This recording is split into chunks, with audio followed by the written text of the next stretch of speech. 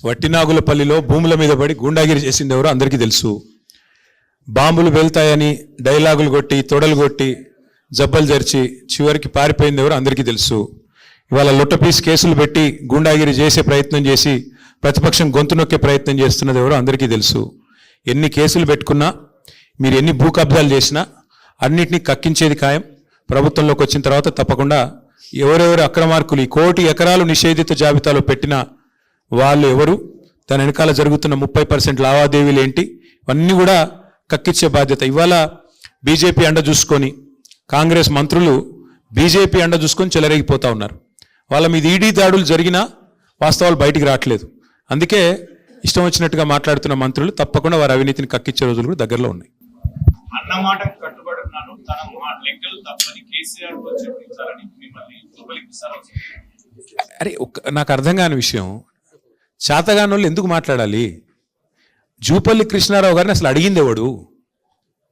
నేను మళ్ళీ చెప్తా ఉన్నా, మేము సవాల్ చేసింది రేవంత్ రెడ్డి గారిని లేదా రాహుల్ గాంధీ గారు ఎవరు వస్తారో చెప్పండి అన్నాం.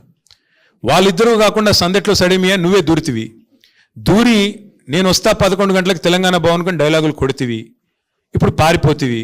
ఇప్పుడు మళ్ళీ గన్ పార్క్ అంటివి. నేను ఆడికి వస్తా అంటే అరెస్ట్ చేయించబడుతుంది. మళ్ళీ మీదికి వెళ్ళి ఇప్పుడు కేసీఆర్ గారు రావాలా? మీ ముఖ్యమంత్రి గారి స్థాయికి మేమే ఎక్కువ ఉన్నమాట చెప్తున్నా. కేసీఆర్ గారు మీకు అంత స్థాయి లేదు. కేసీఆర్ గారు రావాలంటే రాహుల్ గాంధీ గారు వస్తే కేసీఆర్ గారిని మేము తీసుకొస్తాం. ఓకే,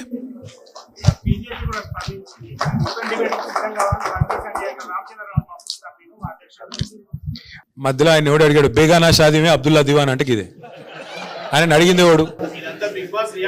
చెప్తున్నా కదా, బేగానా షాదీమే అబ్దుల్లా దివాన్ అని ఒక సామెత తెలంగాణలో. మధ్యలో అడిగిండేవాడు బీజేపీని. ఇక్కడ మేము ప్రధాన ప్రతిపక్షము, మీరు వాళ్ళతో మ్యాచ్ ఫిక్సింగ్ చేసుకున్న పక్షం మీరు. దమ్ముంటే బండి సంజయ్ కేంద్ర హోంశాఖ సహాయ మంత్రి. ఈడీ రైడ్లో సెప్టెంబర్ 28, 2024 పొంగులేటి ఇంటి మీద ఈడీ రైడ్ ఏదైతే జరిగిందో ఏమైంది? ఒక్కసారి దమ్ముంటే బండి సంజయ్ మాట్లాడమని నేను అడుగుతా ఉన్నాను. నువ్వు కేంద్ర మంత్రివి కదా. పొంగులేటి శ్రీనివాసరెడ్డి మీద ఈడీ రైడ్ జరిగితే ఇప్పటివరకు కేసు ఎందుకు పెట్టలేదు? బండి సంజయ్ సమాధానం చెప్పాలి.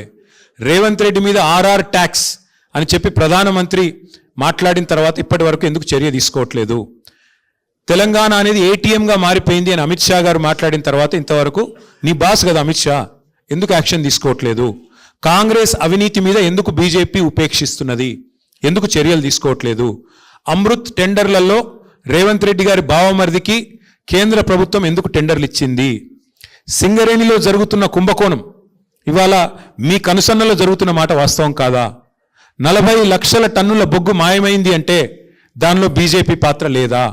అట్లాగే నేను ఇంకొక మాట అడుగుతున్నా, మీ బీజేపీ ఎంపీలకి ఇక్కడ తెలంగాణలో రేవంత్ రెడ్డి గారు కాంట్రాక్ట్లు ఇస్తున్నారు అంటే విశ్వేశ్వర్ రెడ్డికి, సీఎం రమేష్కి, అందులో మీ వాటా ఎంత చెప్పాలి బండి సంజయ్ గారు, కిషన్ రెడ్డి గారు? నేను అడుగుతాను. చాలా ఇంకేమని చెప్పాలా? చాలా. ఇక మరి మంత్రి గారు వచ్చినట్లు లేరు.